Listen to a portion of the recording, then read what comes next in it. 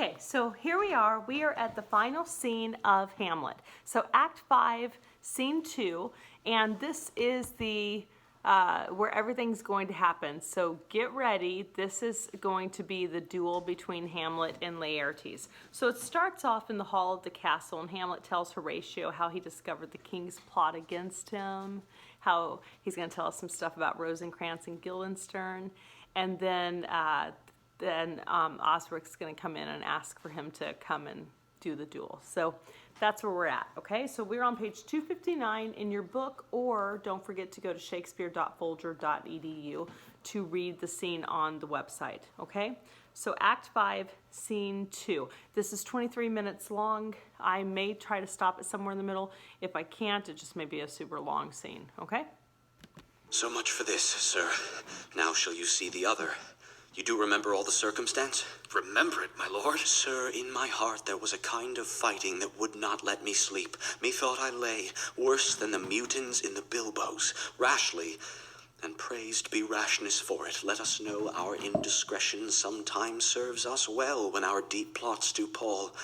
And that should learn us there's a divinity that shapes our ends, rough hew them how we will. That is most certain. Up from my cabin, my sea gown scarfed about me, in the dark, groped I to find out them, had my desire, fingered their packet, and in fine withdrew to mine own room again, making so bold, my fears forgetting manners, to unfold their grand commission, where I found, Horatio, a royal knavery, an exact command, larded with many several sorts of reasons, importing Denmark's health and England's too, with, oh, such bugs and goblins in my life that on the supervise, no leisure bated, no, not to stay the grinding of the axe, my head should be struck off.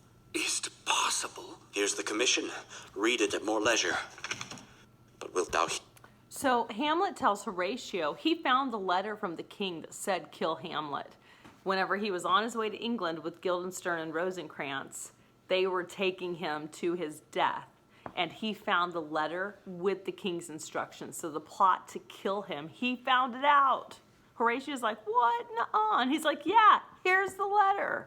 Hear now how I did proceed. I beseech you. Being thus benetted round with villainies, or I could make a prologue to my brains, they had begun the play. I sat me down, devised a new commission, wrote it fair. I once did hold it, as our statists do, a baseness to write fair, and labored much how to forget that learning. But, sir, now it did me yeoman service. Wilt thou know the effect of what I wrote? Aye, good my lord. An earnest conjuration from the king, as England was his faithful tributary, as love between them like the palm might flourish, as peace should still her wheaten garland wear, and stand a comma tween their amities, and many such like asses of great charge, that on the view and knowing of these contents, without debatement further, more or less, he should those bearers put to sudden death, not shriving time allowed. How was this sealed? Why, even in that was heaven ordinant.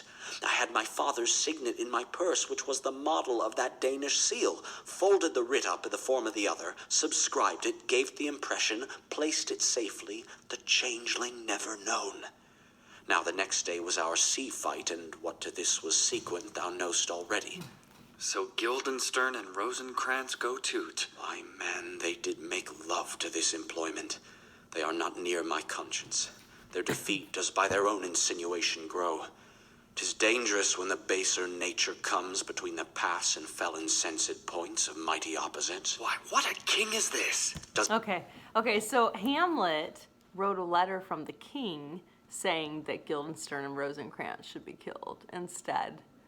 And Horatio's like, what? And he's like, listen, I don't even feel guilty. They were literally, they knew what they were doing, and they were taking me to my death. I don't feel bad. They were once my friends, not anymore. Don't care, don't feel sorry. Sorry, not sorry. Does it not, think thee, stand me now upon, he that hath killed my king and whored my mother, popped in between the election and my hopes, thrown out his angle for my proper life, and with such cozenage, is not perfect conscience to quit him with this arm? And is not to be damned to let this canker of our nature come in further evil? It must be shortly known to him from England what is the issue of the business there. It will be short. The interim's mine, and a man's life's no more than to say one. But I am very sorry, good Horatio, that to Laertes I forgot myself, for by the image of my cause I see the portraiture of his. I'll court his favors, but sure the bravery of his grief did put me into a towering passion. Peace. Who comes here? Your lordship is right welcome back to Denmark. I humbly thank you, sir. Dost know this waterfly? No, my good lord. Thy state is the more gracious, for 'tis a vice to know him. He hath much land and fertile. Let a beast be lord of beasts, and his crib shall stand at the king's mess. 'Tis a chuff, but, as I say, spacious in the possession of dirt. Sweet lord, if your lordship were at leisure, I should impart a thing to you from his majesty. I will receive it, sir, with all diligence of spirit. Put your bonnet to his right use. 'Tis for the head. I thank your lordship. It is very hot. Now, believe me, 'tis very cold. The wind is northerly. It is indifferent cold, my lord, indeed. But yet methinks it is very sultry and hot for my complexion. Exceedingly, my lord. It is very sultry as 'twere... I cannot tell how. My lord, his majesty bade me signify to you that he has laid a great wager on your head. Sir, this is the matter. I beseech you, remember. Nay, good my lord, for my ease and good faith. Sir, here is newly come to court Laertes, believe me, an absolute gentleman, full of most excellent differences, of very soft society and great showing. Indeed, to speak feelingly of him, he is the card or calendar of gentry, for you shall find in him the continent of what part a gentleman would see. Sir, his definement suffers no perdition in you, though I know to divide him inventorially would dozy the arithmetic of memory, and yet but yaw neither in respect of his quick sail. But in the verity of extolment, I take him to be a soul of great article, and his infusion of such dearth and rareness as, to make true diction of him, his semblable is his mirror, and who else would trace him? His umbrage, nothing more. Your lordship speaks most infallibly of him. The consonancy, sir. Why do we wrap the gentleman in our more rawer breath? Sir? Is't not possible to understand in another tongue? You will too, sir, really. What imports the nomination of this gentleman? Of Laertes? His purse is empty already. All's golden words are spent. Of him, sir. I know you are not ignorant. I would you did, sir, yet in faith, if you did, it would not much approve me. Well, sir? You are not ignorant of what excellence Laertes is. I dare not confess that, lest I should compare with him in excellence. But to know a man well were to know himself. I mean, sir, for his weapon. But in the imputation laid on him by them, in his meed, he's unfellowed. What's his weapon? Rapier and dagger. That's two of his weapons, but, well. The king, sir, hath wagered with him 6 Barbary horses, against the which he has impawned, as I take it, 6 French rapiers and poniards, with their assigns as girdle, hangers, and so. 3 of the carriages, in faith, are very dear to fancy, very responsive to the hilts, most delicate carriages, and of very liberal conceit. What call you the carriages? I knew you must be edified by the margent ere you had done. The carriages, sir, are the hangers? The phrase would be more germane to the matter if we could carry a cannon by our sides. I would it might be hangers till then.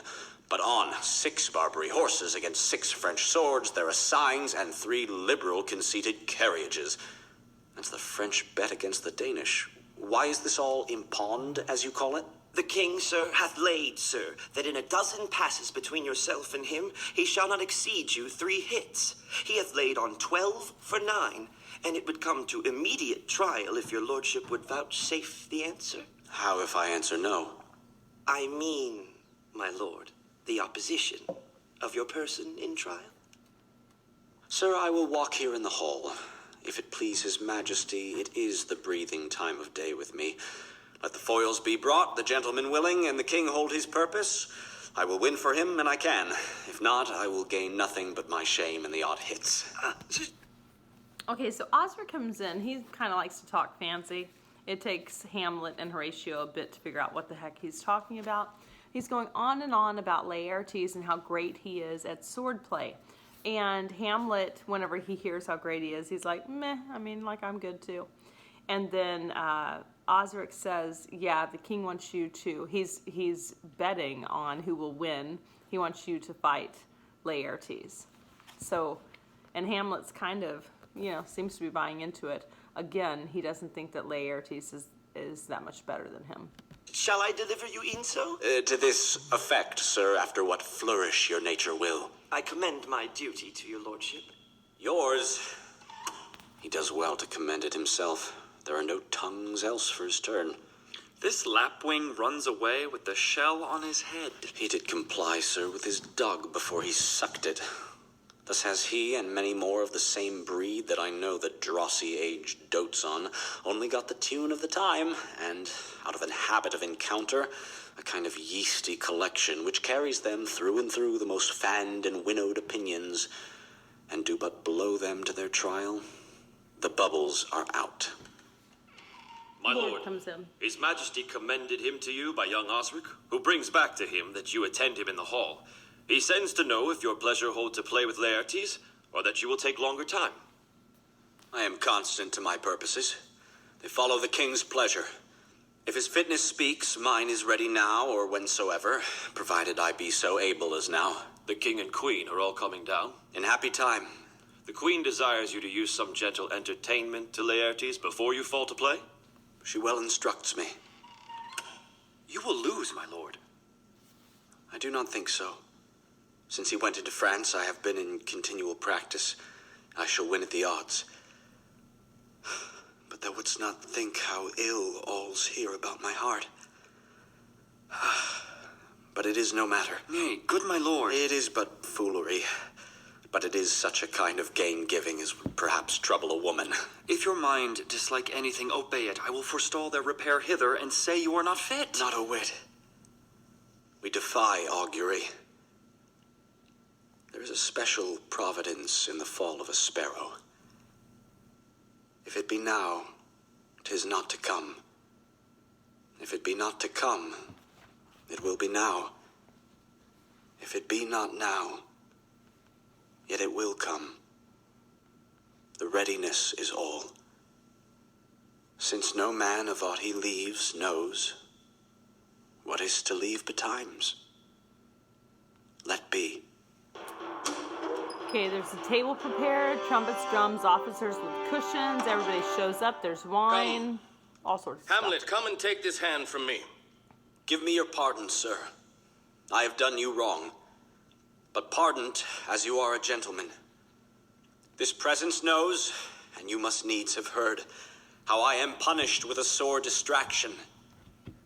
What I have done, that might your nature, honor, and exception roughly awake, I here proclaim was madness. Wast Hamlet wronged Laertes? Never Hamlet. If Hamlet from himself be ta'en away, and when he's not himself does wrong Laertes, then Hamlet does it not. Hamlet denies it. Who does it then? His madness. If it be so, Hamlet is of the faction that is wronged. His madness is poor Hamlet's enemy. Sir, in this audience, let my disclaiming from a purposed evil free me so far in your most generous thoughts that I have shot my arrow o'er the house and hurt my brother. I am satisfied in nature, whose motive in this case should stir me most to my revenge, but in my terms of honor. I stand aloof and will no reconcilement, till by some elder masters of known honor I have a voice and precedent of peace to keep my name ungored. But till that time, I do receive your offered love, like love, and will not wrong it. I embrace it freely. And will this brother's wager frankly play? Give us the foils. Come on. Come, one for me. I'll be your foil, Laertes. In mine ignorance, your skill shall, like a star of the darkest night, stick fiery off indeed. You mock me, sir. No, by this hand. Give them the foils, young Osric. Cousin Hamlet, you know the wager? Very well, my lord.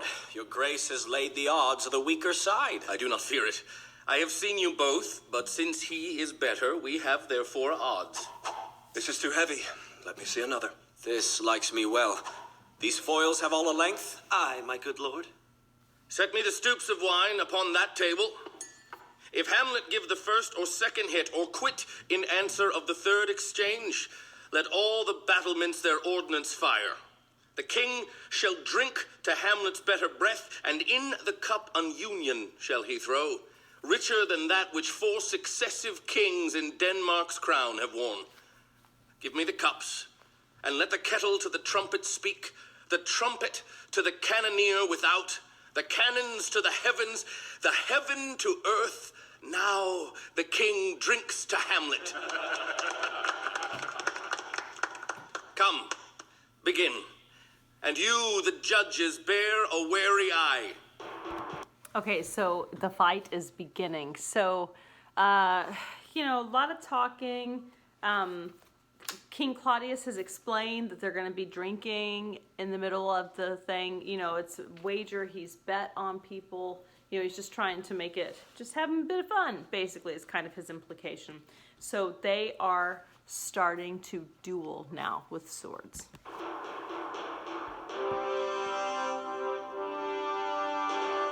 Come on, sir. Come, my lord.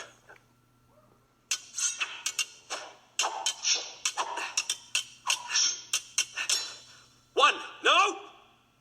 Judgment. A hit, a very palpable hit. Well, again. Stay, give me drink. Hamlet, this pearl is thine. Here's to thy health.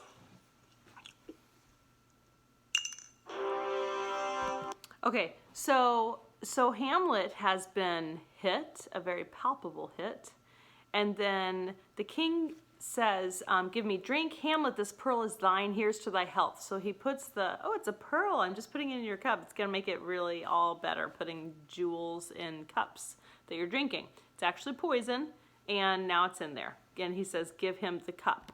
Give him the cup. To Hamlet. I'll play this bout first. Set it by a while. Come!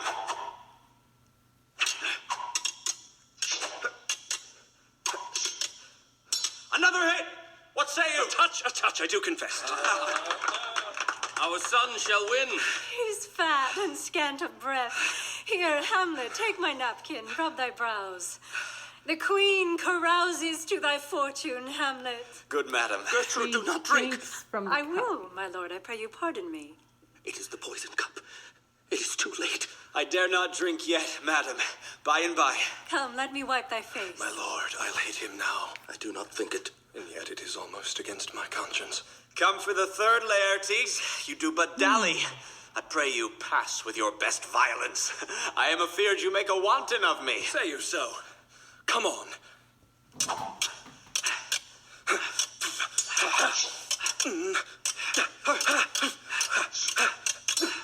Nothing, neither way. Have at you now.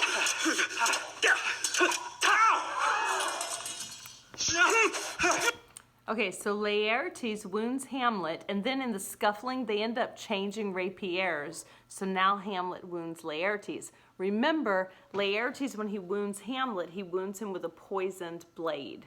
So Hamlet has gotten some of that poison in his system, but somehow they switch rapiers or swords, and now Hamlet has wounded him with the poisoned blade as well.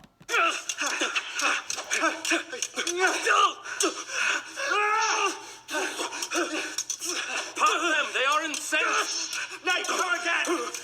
The queen falls. Look to the queen there, go! They bleed on both sides. How is it, my lord? How is't, Laertes?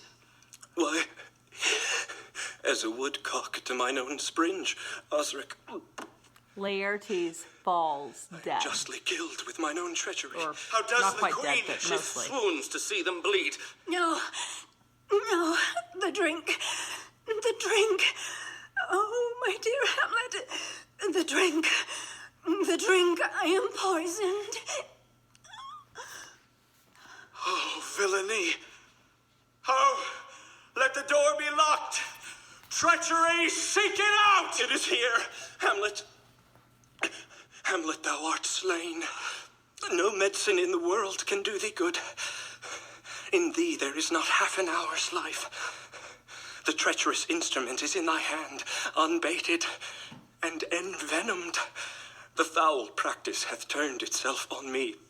Lo, here I lie, never to rise again. Thy mother's poisoned. I can no more. The king's to blame. The point envenomed too. Then venom to thy work. He stabs the king. Oh, yet defend me, friends. I am but hurt. Hear thou incestuous, murderous, damned Dane, drink off this potion. Is thy union here?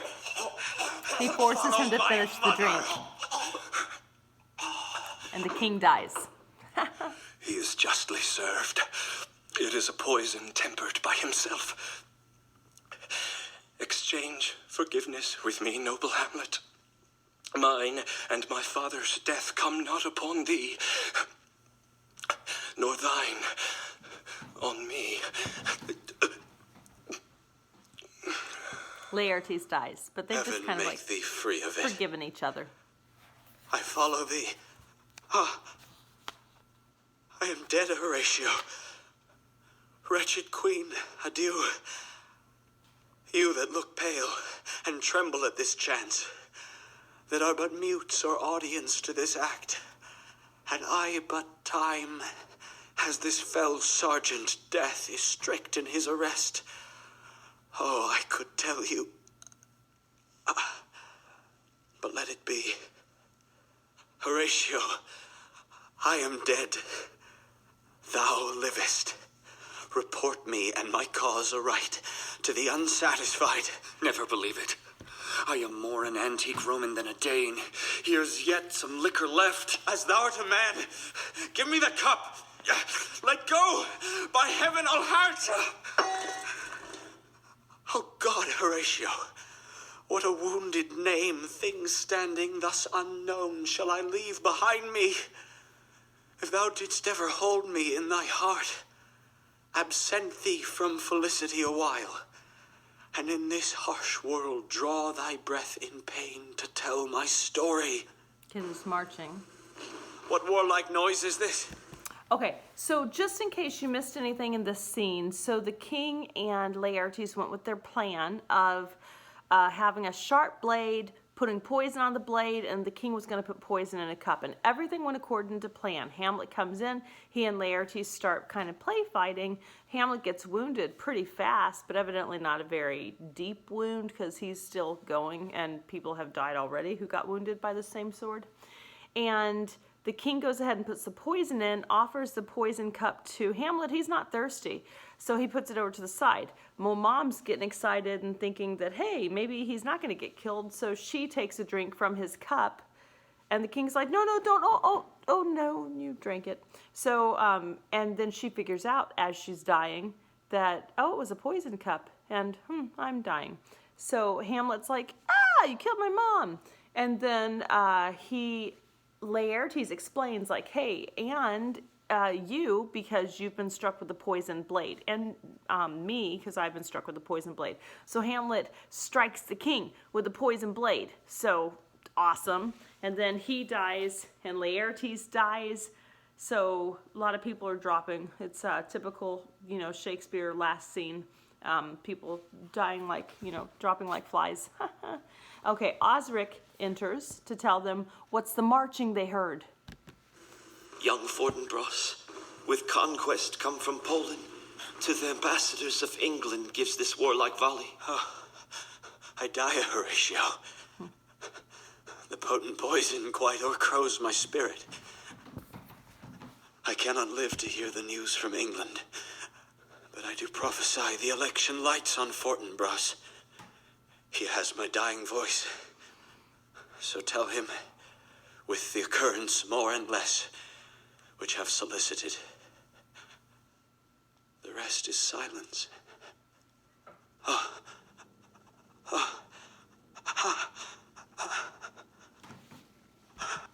And Hamlet dies.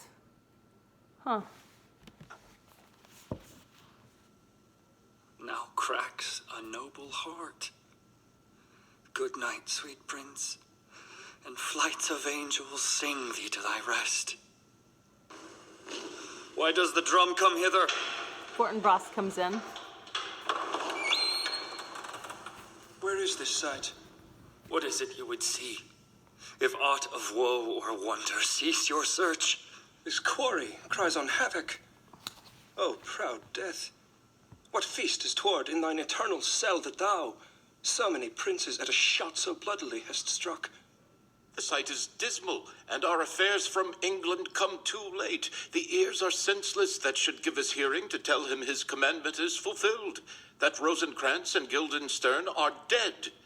Where should we have our thanks? Not from his mouth had it the ability of life to thank you. He never gave commandment for their death. But since, so jump upon this bloody question. You from the Polack Wars and you from England are here arrived. Give order that these bodies high on a stage be placed to the view. And let me speak to the yet unknowing world how these things came about. So shall you hear of carnal, bloody, and unnatural acts, of accidental judgments, casual slaughters, of deaths put on by cunning and forced cause, and in this upshot purposes mistook, fallen on the inventors' heads. All this can I truly deliver. Let us haste to hear it, and call the noblest to the audience. For me, with sorrow, I embrace my fortune. I have some rights of memory in this kingdom which now to claim. My vantage doth invite me. Of that I shall have also cause to speak, and from his mouth whose voice will draw on more. But let this same be presently performed, even while men's minds are wild, lest more mischance on plots and errors happen. Let 4 captains bear Hamlet like a soldier to the stage, for he was likely, had he been put on, to have proved most royal. And for his passage, the soldier's music and the rite of war speak loudly for him. Take up the bodies. Such a sight as this becomes the field, but here shows much amiss. Go, bid the soldiers shoot.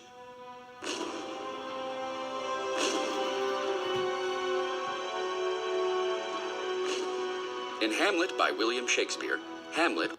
Okay, so Fortinbras is going to be Hamlet. The last thing he said was he wanted Fortinbras to be the king of Denmark as well. So Fortinbras, who is the up-and-coming king of Norway, becomes the king of Denmark too. And Horatio and Fortinbras are both talking about, you know, how awesome Hamlet is, and Fortinbras says, hey, bring Hamlet up to the stage, for he was likely, had he been put on, to have proved most royal, and for his passage he should have like the rights of the funeral, the proper funeral rights, because he was a prince of Denmark. So that's it. Fortinbras becomes king, Hamlet's dead, Gertrude's dead, Claudius is dead, Laertes, Polonius, Ophelia, Guildenstern and Fortinbras, Guildenstern and Rosencrantz, dead. So a lot of people are dead, but it is a Shakespearean tragedy, so I'm certain that you expected no less. Okay, well, there you go. That is the play. So go ahead and answer those study questions for me, and we will talk about this on Friday, okay?